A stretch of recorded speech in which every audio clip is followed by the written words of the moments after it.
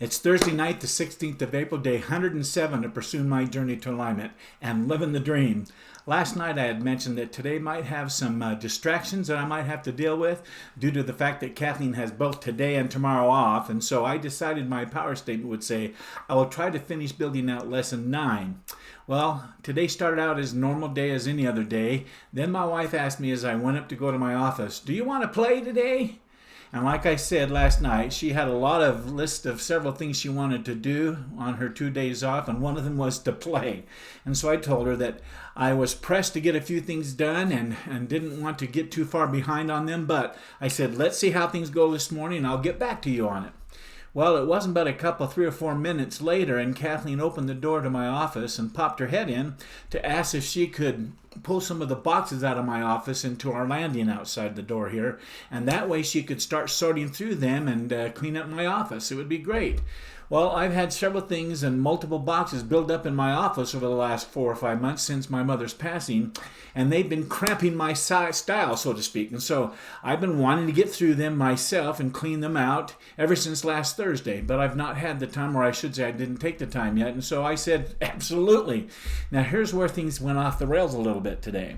As I watched her working so hard, sorting things out and starting to throw stuff away, she told me she wanted to help me with my office and the look of the office so it could be more presentable for my future recordings. And so I made an executive decision to set aside my to-do list for a while, and I asked her to come in to my office to help clean things up. And she spent the rest of the entire day sorting through things and getting my office all cleaned up and wiped down and cleaned up and organized. It was incredible. She told me she's been wanting to do this for some time now so that my office would be ready when I decided to go and pick out a credenza for it. I had mentioned to her that I wanted to get one and put it right under my pictures behind me that you see right there, and that way it would look more presentable for when I record my future video journal and in the last remaining lessons that I have for my coaching package. Well, after more than 5 hours, it hit 5:30 and she was finally done. We went downstairs to have a dinner and relax, and after dinner I was going to come up here, but I decided to stay downstairs to watch a movie that I saw last time I was on Amazon Prime that we watched a video together, and the movie I wanted to watch was called Overcomer, and so we spent the rest of the night relaxing and watching that movie. It was a great movie. Normally, I would have finished my reporting on today's activities at the end of the day, but like I said, things went a little off the track yesterday, and so after cleaning and organizing my office the entire day, and after watching the movie with Kathleen early last night, I was pretty tired and decided to hold off recording Thursdays, which was yesterday's video journal entry, until this morning, which is Friday, so that's why I said yesterday. And so it's Friday morning, and I'm doing yesterday's or Thursday's video journal right now. So I want to show you my to-do list right there. Finish building out lesson 9. Check the email. Done. Thursday's done. I love doing that. So here's my to-do list. I just wadded up. Now, in answer to Croy's next question of getting on with yourself, he says, what didn't go well, Marty, or what could you have done better? Did you wake up early and start strong? Yes, check. Did you start your morning with power? Yes, check. Were you productive throughout your day? Our room, my office is spotless. It's fantastic. Yes, as far as my portal of my mind and the world of the physical, not so much. Did you get the most important things done today? I'm going to talk about that in a minute. Did you move your goals forward? Yes. Did you show up as the person you wanted to? Yes, I did. What about your personal time with Kathleen? All day, all evening, all afternoon. Fantastic. We both were present for each other. Now, combine all these questions together and answer this question. Were you honest with yourself about today's task, Marty? In other words, did you keep your commitments you made to yourself today? Although I let intrusions come into my goal for yesterday, I don't think she'll like me calling it an intrusion. It really wasn't, bless her heart, and take their full sway on you, I was still able to keep the commitment that I made to yesterday morning for Thursday morning to really get after it. And I feel good about it. I did get another lesson built out, so I'm not going to take the time to show you tonight. What was the one thing out of all the things you did today, Marty, that you know you can improve on going forward? In other words, did you have or did you experience failure today? And if so, was it something you could turn into a tool of success going forward? Well, I don't think my choice to set aside my to-do list for today was a failure. In fact, seeing how much my wife wanted to support me and wants me to succeed at my dream, and how hard she's willing to show her support and belief in me, made me stop and think how I show up for her. I asked myself, Marty, do you know what your wife's most important dream and goals are? Do you believe in her and what she wants to accomplish in the same way that she's shown you and in the same degree that she's supporting you as she showed today? Oh my goodness. Do you know what you are doing for her? Is it as supportive? Anyhow, those are the questions I went through. I think the tool of success that her example showed me, and that these questions I'm asking me can be summed up as a tool of success in this way. Join the cheerleader squad. That's what I'm calling it. Join the cheerleader squad, and then show up for the game of life. She's certainly a cheerleader for me, and I want to be a cheerleader for her in that same way. The next question is, what's your biggest success you had yesterday? I think my biggest success yesterday was that I somehow exuded enough determination and spoke such a strong story about my dream of becoming a coach to beginner entrepreneurs. And then I put action behind my words for the last 3.5 months and have almost completely finished 75% of my coaching package day after day after day. So my wife has joined my team and is supporting me in ways I never expected. I love you, Kathleen. Thank you so much for being my cheerleader and being my sweetheart. I love you. The next question Croy asks is, what's the one thing you did that made you feel successful today, Marty? Well, the one thing that brought a strong sense of success to my heart and mind today is that my wife and I are rowing the same way as we sit in our boat together. Our boat being our dreams and goals. Couples now row different, who row different directions, just end up rowing in circles, and their boat goes around and around in circles. And I've been there and I've done that, and it's pretty, it's not that fun. It's pretty ugly. And so that's what I would say made me feel successful today. And because of it, I can say that I enjoyed another exciting day of living the dream. We were rowing together. The next question is, what about the movies that you're supposed to watch each day in your mind? Did you do that? Well, as you know, I love going to the movies every single day, period. And today or this morning was no exception. It's so empowering. All 5 of those movies and then thinking about it all day long. I'm doing it. It happens every day. No question. Croy asked, it's okay. So rate your day today. Well, I gave today a 9 in terms of working at the speed of 9.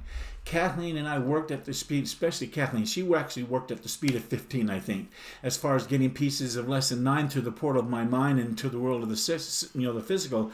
I set that a task aside for another day. I focused on just working with Kathleen and doing what we did today. The next question is, if this was the only thing that you get done tomorrow, which was yesterday, which is today's Friday morning. A little confusing, I know. So in other words, what's my power statement for today, which is Friday? Well, my power statement that I wrote for today was, I will once again try to finish building out lesson 9. I still have the opportunity to get lesson 9 all built out before the week is over, and so I'm going to try to get on that today and get it done before the end of the day Saturday. Okay, let's end the day strong. Here's what I'm grateful for today. First of all, I know I have mentioned this before, but because today was such a terrific day with my wife, I'm going to once again say that I'm grateful for Kathleen. And that's this gal right here. Grateful for Kathleen. Get that shininess off of that right there.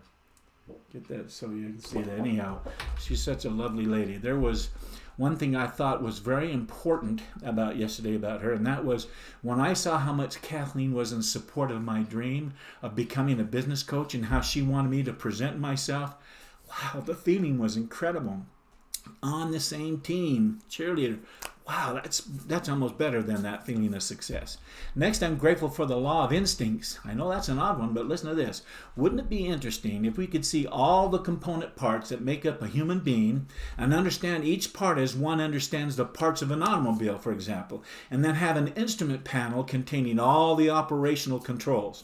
All of the scientific marvels of the atomic age, no invention has yet come close to equaling the devices that nature has installed in a human being.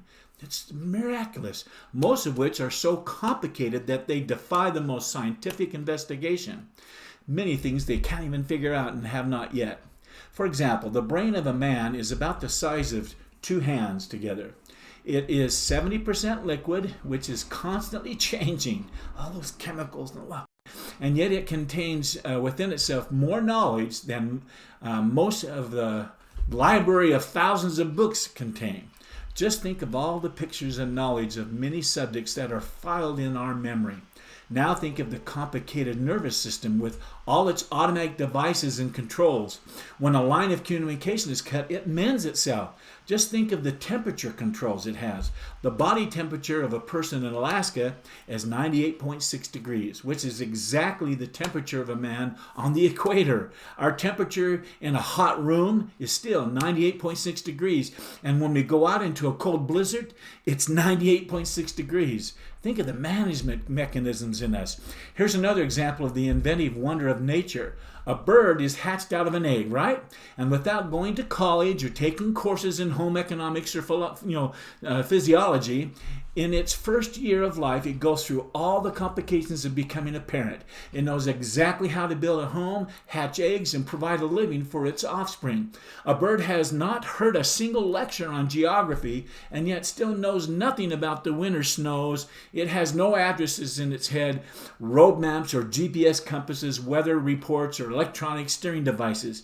Yet, long before cold weather puts its appearance in, the bird starts a long southern migration on exactly the right day.